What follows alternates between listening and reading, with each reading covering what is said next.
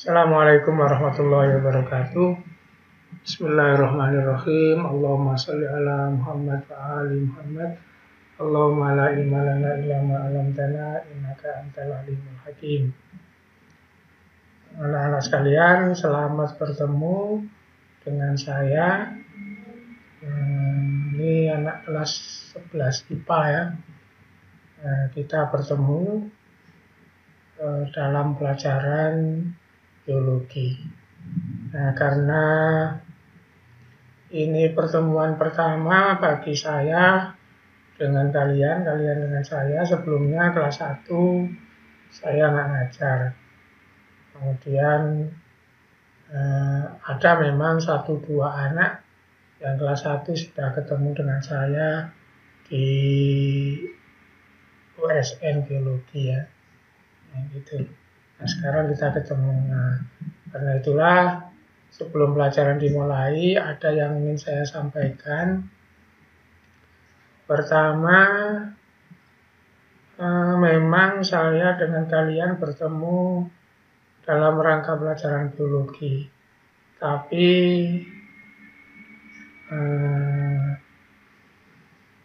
saya tidak bertujuan murni ngajar biologi. Ini mohon dipahami. Kemudian saya minta kalian juga ketemu dengan pelajaran saya ini tidak sekedar belajar biologi. Apa alasannya? Kalau sekedar belajar biologi maka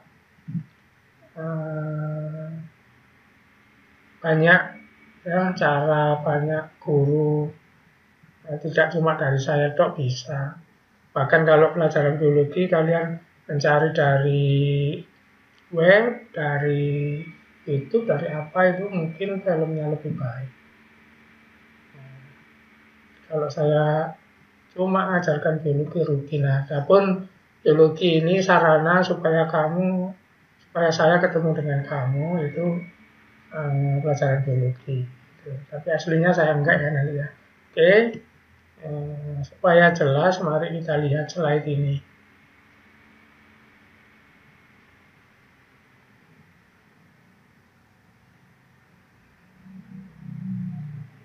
Nah, ini adalah kalian sudah tahu Albert Einstein, ini ahli fisika ya. Ini kata-kata beliau, education is not the learning of facts, but the training of the mind to think. Pendidikan bukan hanya mempelajari fakta, tetapi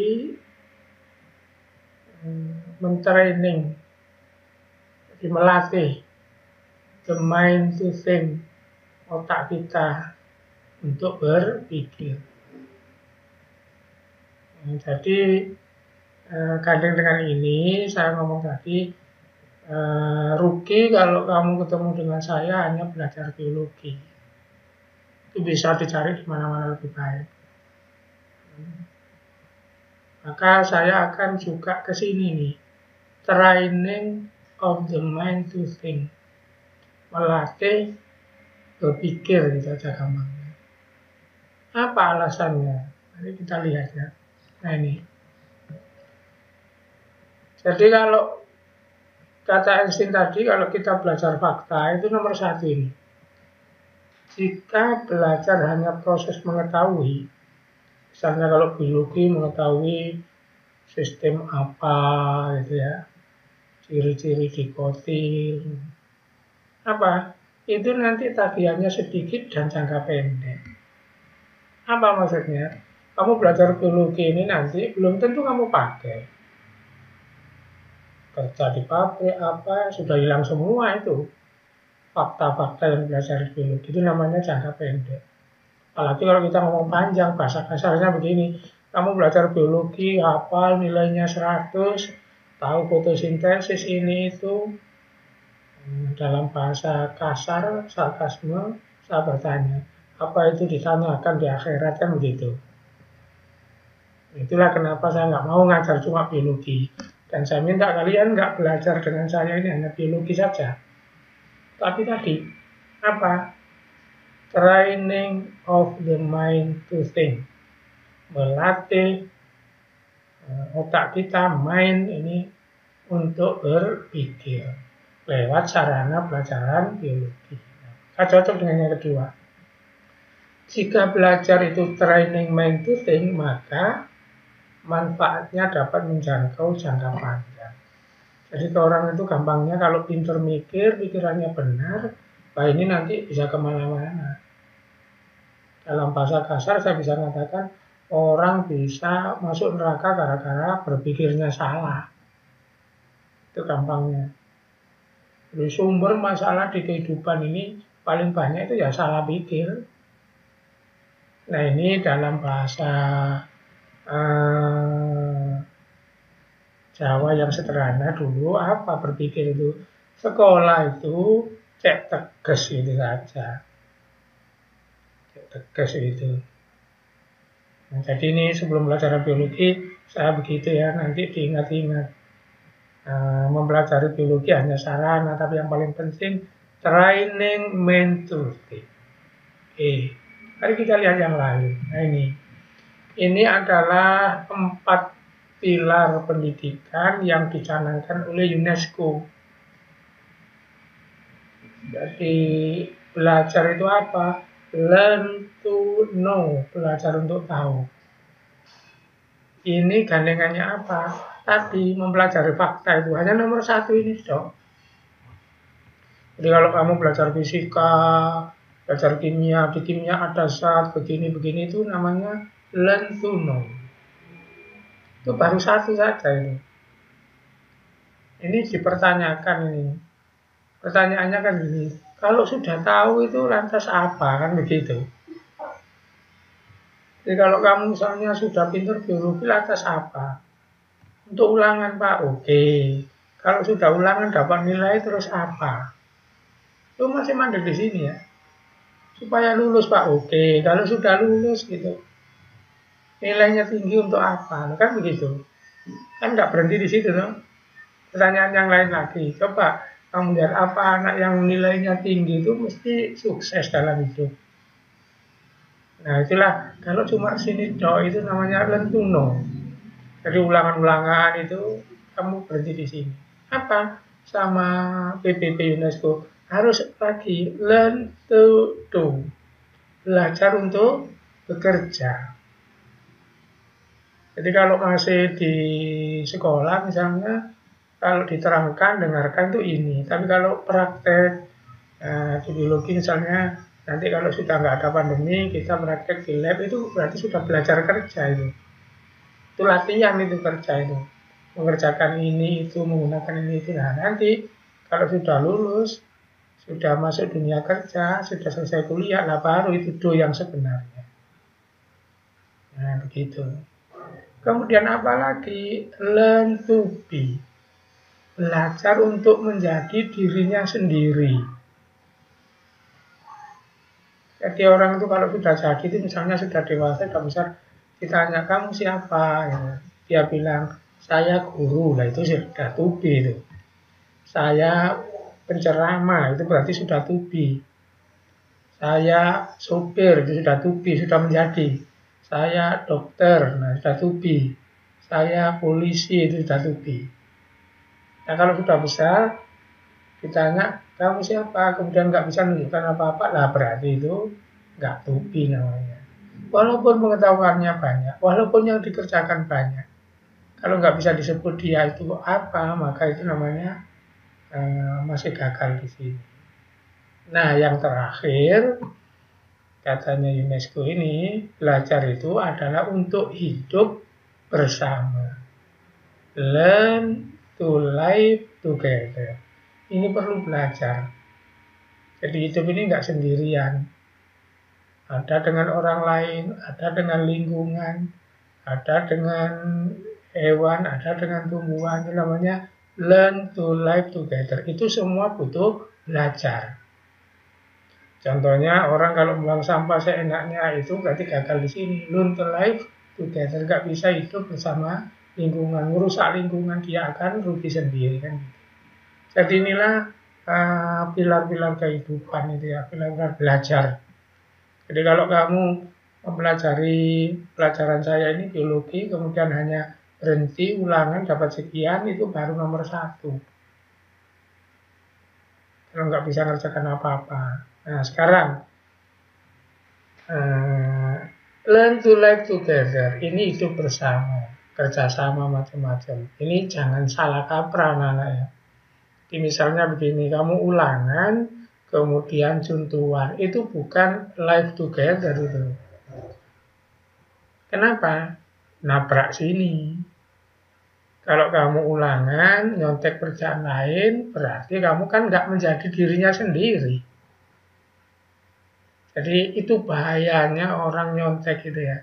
Latihan untuk tidak menjadi dirinya sendiri, karena yang dikerjakan itu punya orang lain dipindah. Nah pertanyaannya nanti, kalau sudah nggak sekolah, apa bisa kita nyontek kehidupan? Misalnya mencari rezeki gitu. Apa boleh punya orang lain kita ambil? Kan nggak boleh dong. Itulah di situ pertamanya kita latihan itu. Jadi kenapa ulangan itu nggak boleh nyontek? Itu yang rugi siswanya sendiri karena dia tidak learn to be, tidak berusaha untuk menjadi dirinya sendiri. Ruginya nanti ke depan kalau dibiasakan seperti itu, dia benar-benar tidak to be, tidak menjadi dirinya sendiri. Nah ini bakal gagal nanti kehidupannya. Makanya kalau ada siswa yang nyontek, saya tidak benci tapi saya kasihan. Kasihan ke depannya. Kalau soal nilai itu kan gampang, guru mesti bisa buat nilai, ya. Ini contoh praktek-prakteknya. Oke, sebelum saya lanjutkan, jadi saya ingatkan ke belakang tadi. Ini bahwa belajar itu bukan hanya mempelajari fakta-fakta. Kalau IPA fakta-fakta jalan bukan itu saja. Tetapi bagaimana melatih berpikir. Kalau kamu sudah berpikir bisa, tanpa guru akan bisa. Dan kalau kamu sudah mainnya sudah di training, maka belajar itu akan sesuai dengan petunjuk di hadis. Apa? Kamu akan belajar sepanjang masa. Karena pikirannya itu selalu to think, untuk berpikir. Kan ada di hadis itu mengatakan, tuntutlah ilmu dari sejak lahir sampai liang lahat. Itu cocok dengan mind to think. Tapi kalau kamu itu belajarnya hanya learning of fact, ini hanya berhenti di sekolah. Begitu keluar, nggak sekolah sudah nggak ada ini, gitu ya. Iki ulang itu. Terus tadi bahwa untuk hidup yang dipakai hidup itu bukan pelajaran yang kamu tempuh sekarang ini. Jadi nanti semua pelajaran fisika, kimia itu dalam kehidupan kecil sekali kamu pakai itu nanti. Kecil sekali. Saya kasih contoh ya, ada orang kesana bilang ke saya, sekolah saya buang semua. Kenapa? Soalnya dia insinyur. Jadi perguruan tingginya teknik, SMA-nya IPA gitu. Artinya apa? Semua itu nggak berguna semua untuk kerja di bank. Tapi faktanya dia kerja di bank. Itu contoh, kalau yang dipelajari itu hanya tahu saja, maka itu pendek. Tapi kalau berpikir pinter, maka panjangnya. Kenapa insinyur kok kerja di bank? Karena bukan tekniknya yang dipakai, tapi ini mind to think-nya itu. Oke ya? Oke, nah ini tadi sudah. Nah sekarang baru masuk pelajaran. Apa pelajaran saya yang pertama ini? KD yang pertama itu tentang sel. Nanti khusus pertemuan ini di komponen kimia sel. Nanti ada namanya kompetensi dasar 3.1, memahami komponen kimia penyusun sel, kemudian memahami ciri hidup pada sel.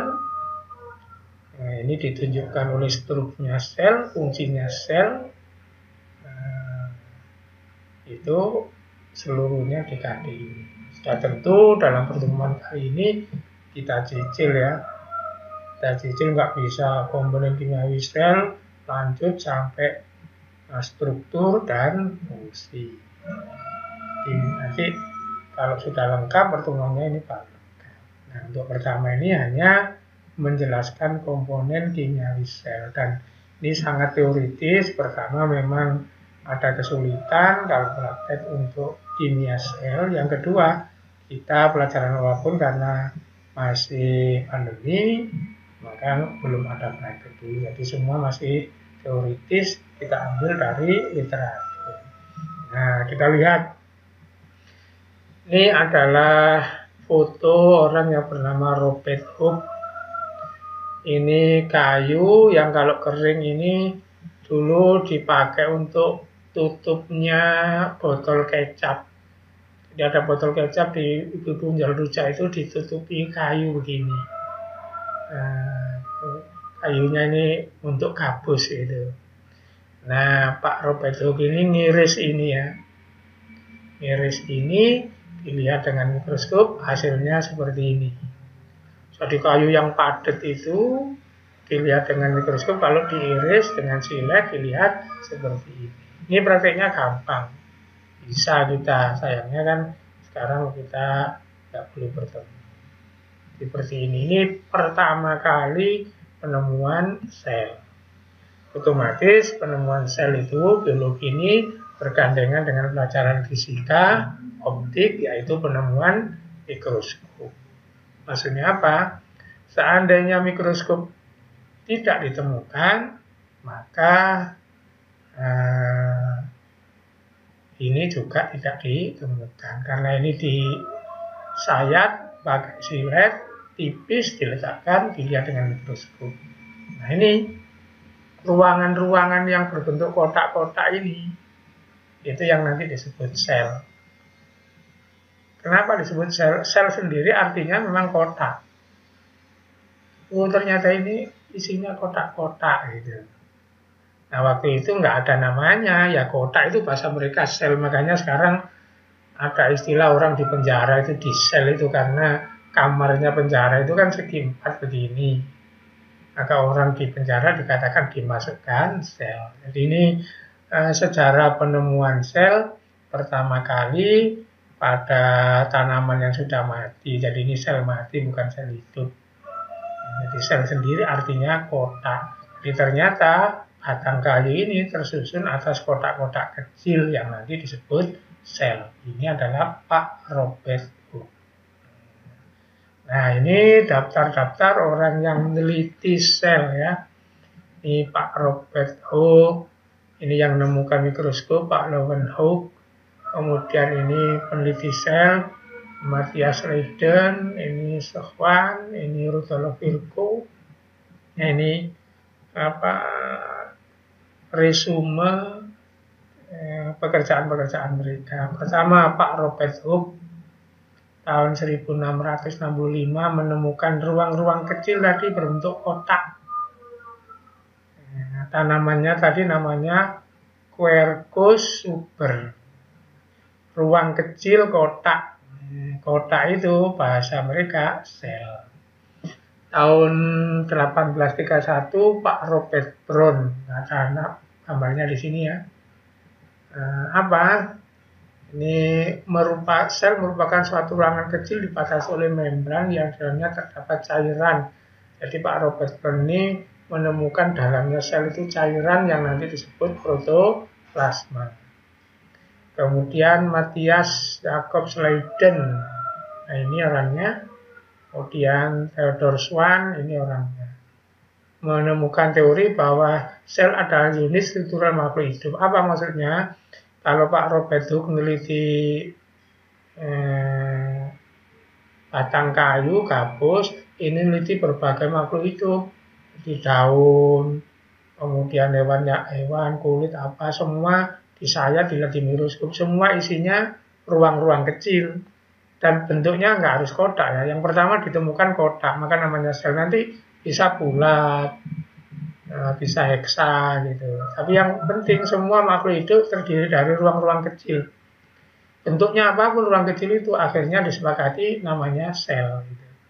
Karena makhluk hidup itu diteliti di hewan, tumbuhan, semua ruang kecil, akhirnya dua orang ini mengajukan teori bahwa sel adalah unit struktur. Artinya apa? Satuan penyusun. Artinya makhluk hidup pasti tubuhnya tersusun atas ruang kecil atau sel. Rudolf Virchow ini orangnya. Ini apa? Mengeluarkan teori bahwa sel berasal dari sel. Jadi Pak Rudolf Virchow ini berhasil membiakkan sel. Jadi sel ditaruh di apa gitu, dikasih makan, dia menghasilkan sel. Jadi sel beranak sel, maka Pak Rudolf Virchow mengajukan kata-kata seperti omne cellula ex cellula. Omne itu adanya, selula itu sel tapi jamak. Ex itu bekas, berasal, selula sel. Jadi ini terjemahnya sel, adanya sel berasal dari sel. Itu akibat percobaan dari Pak Virchow. Kemudian ada yang ini nama di sini nggak ada fotonya ya, Felix Turgidin, orang Rusia, mengatakan bahwa bagian yang paling penting dari sel itu cairannya. Jadi Pak Felix ini nyoba cairan sel dibuang, selnya mati. Gitu. Maka dia nggak tahu yang penting berarti cairannya. Makanya kalau kita nggak minum itu cepat haus. Kemudian kalau kita lama, misalnya nggak minum, nggak makan, maka kematian datang bukan karena nggak makan. Kematian itu datang karena kita tidak kemasukan air. Itu karena sel kita menurut Pak Turgidin itu isinya paling banyak memang air. Gitu. Maka saya harus minum dulu kan gitu ya.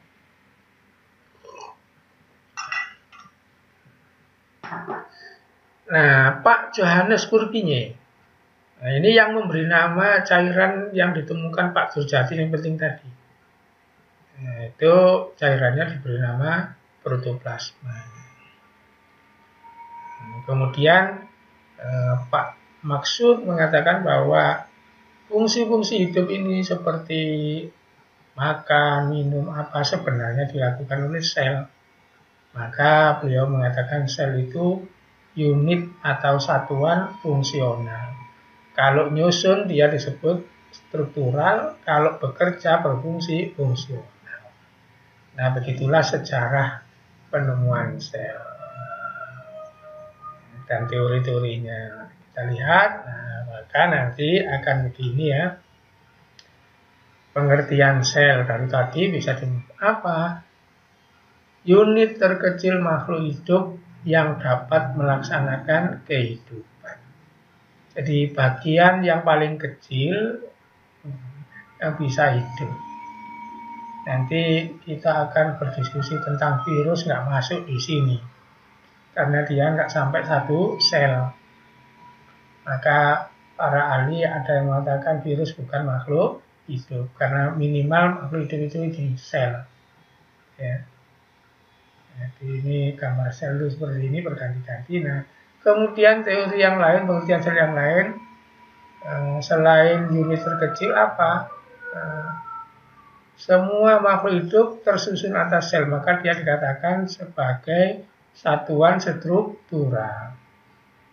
Kemudian pengertian terakhir, fungsional itu makhluk hidup karena di dalam sel terjadi proses-proses kehidupan. Seperti sel menghasilkan sel, berarti dia melakukan proses reproduksi. Gitu ya. Nah, itulah sedikit tentang sel. Ingat, fokus pertemuan kita untuk hari ini itu adalah susunan kimia sel. Nanti pertemuan berikutnya mungkin baru, kalau hari ini nggak nyampe ya, kita lihat nanti waktunya itu nanti sehabis susunan kimianya kita ke strukturnya, bagian-bagiannya. Kalau susunan kimia itu bahan kimia yang ada di dalam sel. Oke, nah inilah komponen kimia sel. Ada unsur, ada senyawa. Ini pasti kalian sudah belajar kimia, tahu apa bedanya unsur dengan senyawa. Kalau di sini misalnya karbon itu unsur, hidrogen itu unsur, oksigen itu unsur. Tapi kalau H bercampur dengan O, hanya 2, O-nya 1, H2O, maka itu disebut senyawa. Dan kalian pasti tahu H2O itu senyawa air, kan gitu ya. Nah, jadi ini unsur-unsur yang membentuk, yang menyusun sel, ini senyawa-senyawa. Nah, yang atas ini disebut unsur makro. Apa maksudnya? Jumlahnya banyak di dalam sel. Baik sel hewan, sel tumbuhan maupun sel manusia. Jadi gampang-gampangnya misalnya ada daun dihancurkan, nanti dalamnya itu ada apanya gitu. Karbon, hidrogen, oksigen, sampai sulfur. Ini prosentasenya. Karbon 20%, hidrogen 10%, oksigen 62%. Jadi yang paling banyak itu oksigen. Kalau dulu saya ngapalkan ini ya, OCHN gitu ngapalkan ini. OCHN, coba pasti urut itu. O 62 kan, C 20, H 10, N 3, OCHN gitu ya. Itu saya urut paling besar ke yang paling kecil. Kamu ngapalkan 4 ini aja sudah cukup, OCHN gitu dong. Kenapa? Karena OCHN ini selanjutnya nanti dipakai nyusun ini yang paling banyak. Jadi sebutkan unsur paling banyak di sel, diurut OCHN ya. Ingat-ingat OCHN. Nah, ini adalah unsur mikro, jumlahnya sangat sedikit tapi tetap ada. Walaupun sedikit, makanya di sini 0, semua ya. 0, semua. Jadi besi, yaitu Fe itu kan besi. Cl, klor ya, kalium, natrium, magnesium, yodium itu semuanya kecil-kecil. Tapi harus ada. Kenapa? Di SMP diterangkan. Misalnya orang yang berpenyakit gondok. Kamu sudah hafal kan kekurangan apa? Nanti gambar bawahnya ada. Kurangan yodium. Apa artinya? Jadi ini walaupun sedikit harus ada. Kalau nggak ada, menimbulkan masalah di tubuh kita. Gitu. Bisa ulang. Jadi sel tubuh makhluk hidup, hewan, tumbuhan, manusia itu terdiri dari unsur. Ada unsur yang banyak namanya makro, ada unsur sedikit namanya mikro. Yang banyak ambil 4 saja, OCHN huruf. Kemudian senyawa.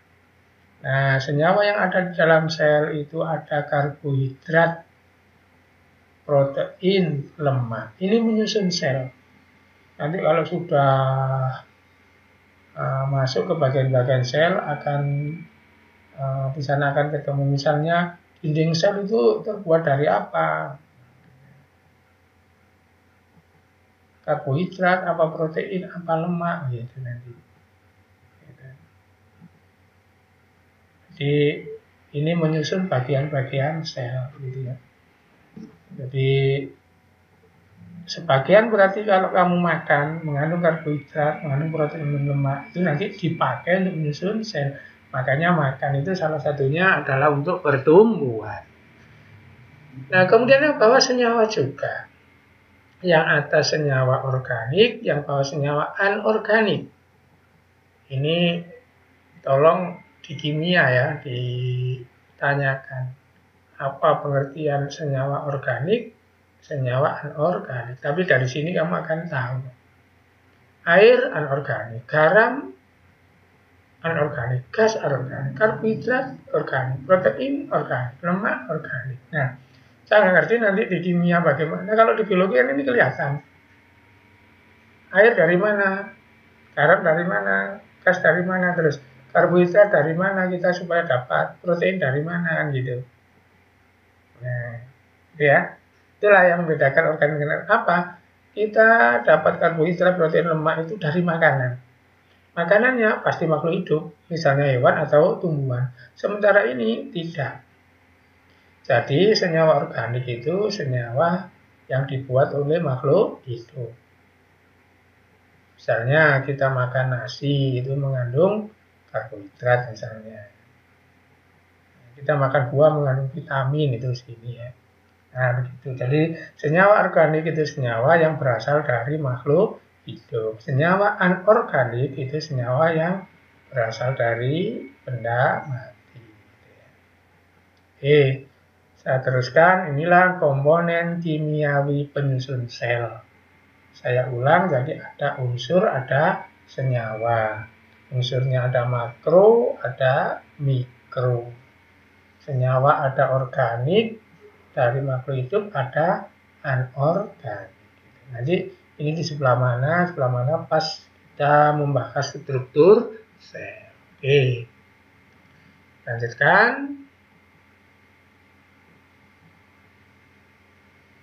Nah, yang tadi itu ya, bahan anorganik sama dengan tadi, cuma tadi dibuatkan semacam peta, air, gas, garam-garam semuanya. Bahan organis. Nah, ini saya lengkapi. Tadi kan cuma karbohidrat, lemak, protein. Ternyata di sel itu ada nanti DNA. Nah, sekarang sedang ramai dibahas itu di virus itu ya. Tes DNA, tes PCR itu tes melihat DNA, RNA. Yang swab itu loh ya. Nah, itu ada di inti sel. Enzim, vitamin, hormon, antibodi ini ada di sel. Nah, kenapa tadi disebut cuma 3? Ini yang menyusun bagian, nah, 4 lah yang menyusun sel itu. Karbohidrat, lemak, protein, asam inti. Yang ini enzim itu diproduk. Jadi bisa menipis, bisa banyak, bisa berkurang gitu di produk ini. Bukan menyusun strukturnya. Tapi ada di sel karena nanti memproduk sel itu. Misalnya sel tumbuh-tumbuhan memproduk vitamin. Gitu. Sel hewan bagian tertentu memproduksi hormon, maka dalam sel pasti ada ini. Tapi tidak masuk struktur. Memuat ini. Yang nomor 1, 2, 3, 4 itu masuk bagian dari sel. Ini dalamnya yang dimuat gitu ya. Oke, kita lihat penjelasannya. Nah, dari senyawa-senyawa tadi saya pilih bahas air. Mengapa? Karena begitu pentingnya ya fungsi air itu. Jadi air bagi kehidupan. Maka saya bahas ini. Kenapa air itu penting? Alasannya 4 ini. Yang terakhir kamu pasti paham. Air itu jadi pelarut. Jadi kalau kita makan nggak minum, nggak bisa gitu ya. Nah, gitu ya. Jadi mengapa air ini penting bagi kehidupan? 4 inilah yang menjadikan air itu penting. Apa sifat air itu sehingga mempengaruhi kehidupan yang lainnya? Kohesif. Jadi air itu punya ikatan hidrogen.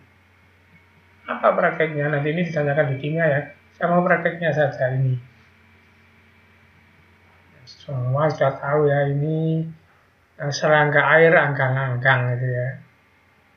Itu bisa berjalan-jalan di atas air begini karena air itu punya ikatan yang kohesif. Kalau enggak, ini akan tenggelam. Jadi ini punya permukaan yang tegang ini karena ikatan antar molekul air itu yang membuat ini seperti aspal bagi dia, kan gitu ya. Kok kita nggak bisa Pak seperti ini gitu. Ya karena sifat kohesif air nggak bisa menerima beban seberat kita. Kalau beban ini bisa. Gitu. Nah, ini penjelasannya. Akibat ikatan yang kuat dari hidrogen di antara air, apa? Air tertarik ke atas. Apa contohnya? Air itu dari dalam akar bisa naik ke atas sampai daun. Itu karena ada ikatan hidrogen. Itu nanti ditanyakan di pelajaran kimia ya. Apalagi permukaan air menegang sehingga ada serangga mampu berjalan. Itu karena kohesi. Jadi saya ulang, ini kenapa air itu penting? Satu, karena dia punya sifat kohesif. Apa manfaatnya kohesif itu bagi kehidupan? Nah, satu, air bisa naik sendiri dari akar ke daun walaupun tingginya sekian meter itu berat itu, tapi karena ada ikatan hidrogen, air di bawahnya akan ditarik oleh air di atasnya. Ini tanyakan di pelajaran kimia ya, ikatan hidrogen itu. Kemudian kohesif yang lain lagi apa? Permukaan air yang menegang sehingga tegangannya itu bisa mampu menahan serangga tadi. Kemudian sifat air yang penting bagi kehidupan itu memoderasi suhu. Apa maksudnya? Memoderasi suhu. Suhu yang panas, ekstrim, atau dingin itu bisa dikurangi oleh air. Kenapa? Karena air melepas dan menyerap suhu. Apa contoh yang pas? Misalnya orang sakit, badannya panas, kan dikompres. Kompres pakai kain, kainnya dikasih air, kemudian ditempelkan di kening. Nah, air yang ada di kain tadi nyerap suhu kita, maka suhu kita akan turun walaupun nggak banyak. Itu namanya memoderasi. Jadi air itu bisa menahan suhu karena dia bisa melepas atau bisa menyerap. Gitu.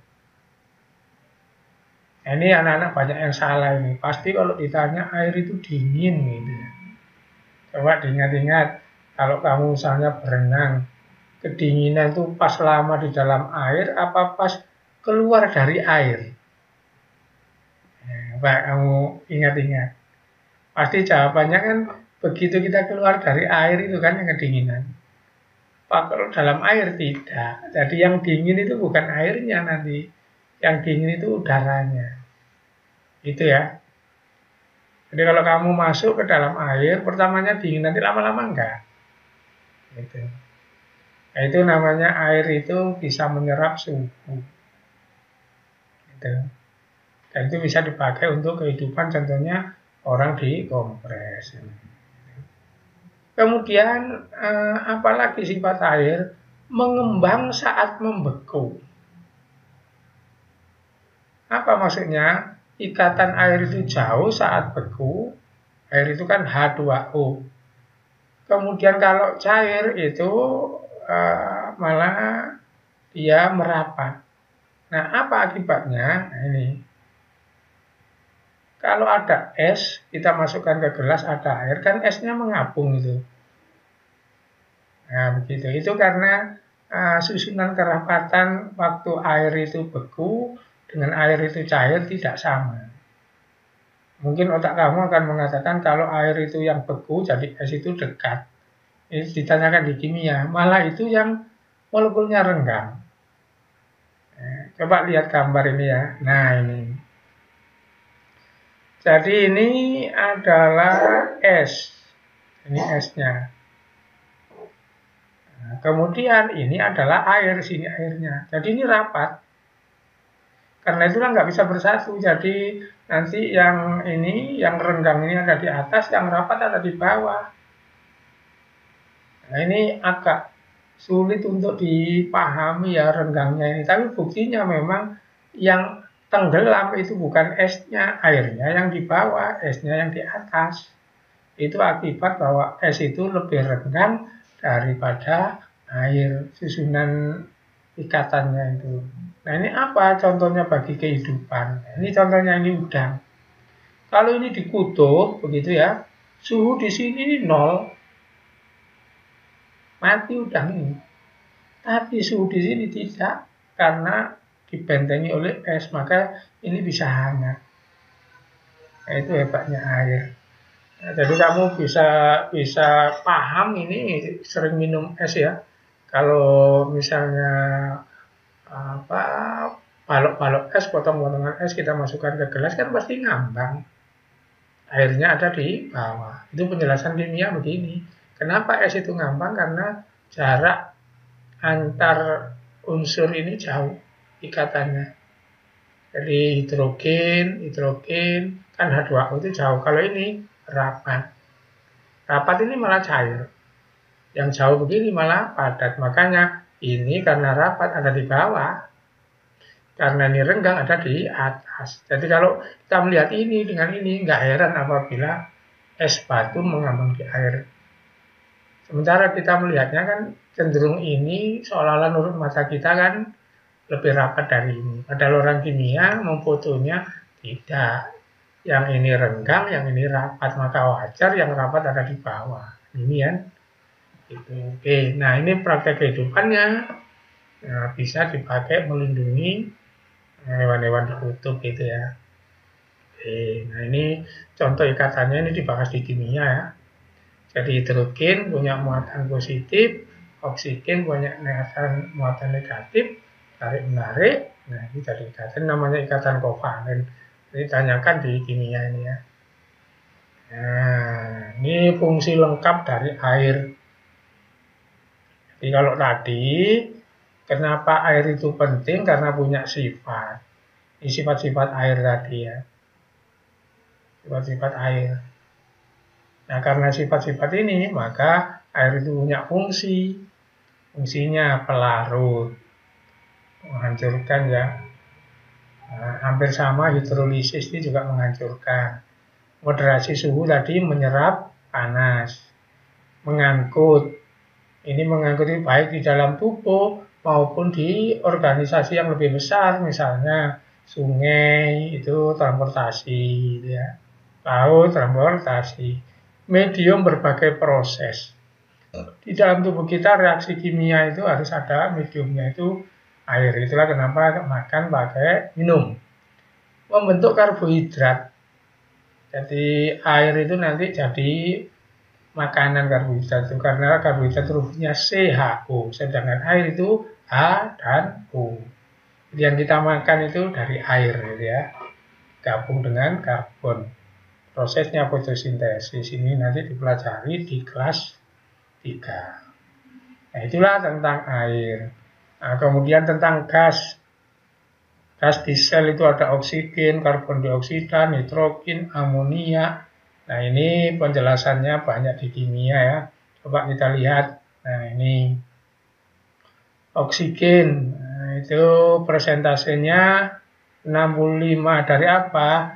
Human body weight. Nah, dari berat tubuh. Persentase 65% tubuh kita oksigen. Tadi UCHN tadi ya urutannya. 18,5 karbon.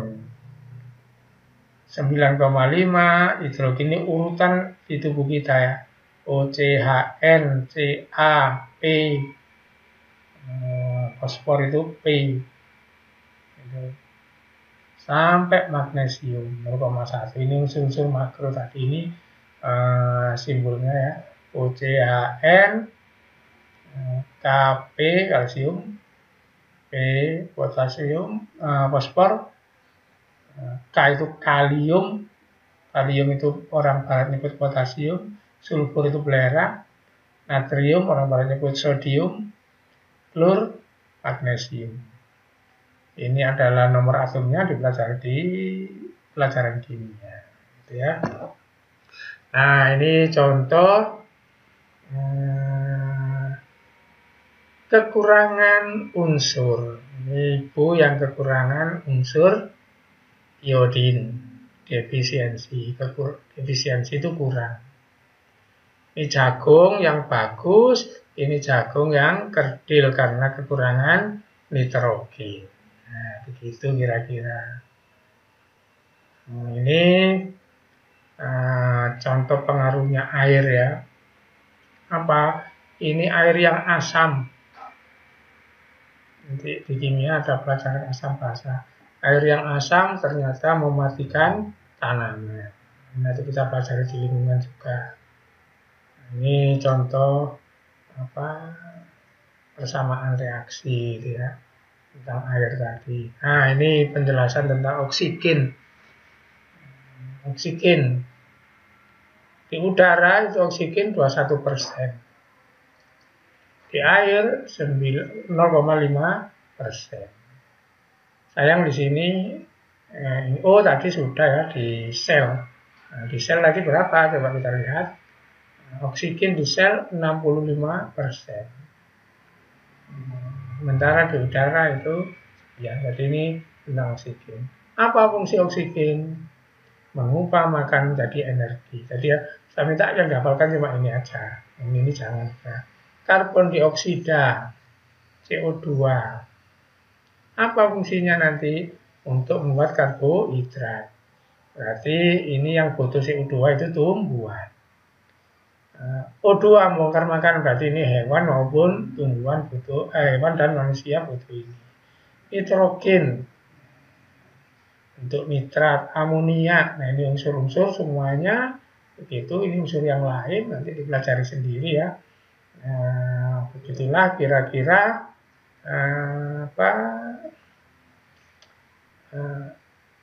bahan-bahan kimia yang ada di dalam sel.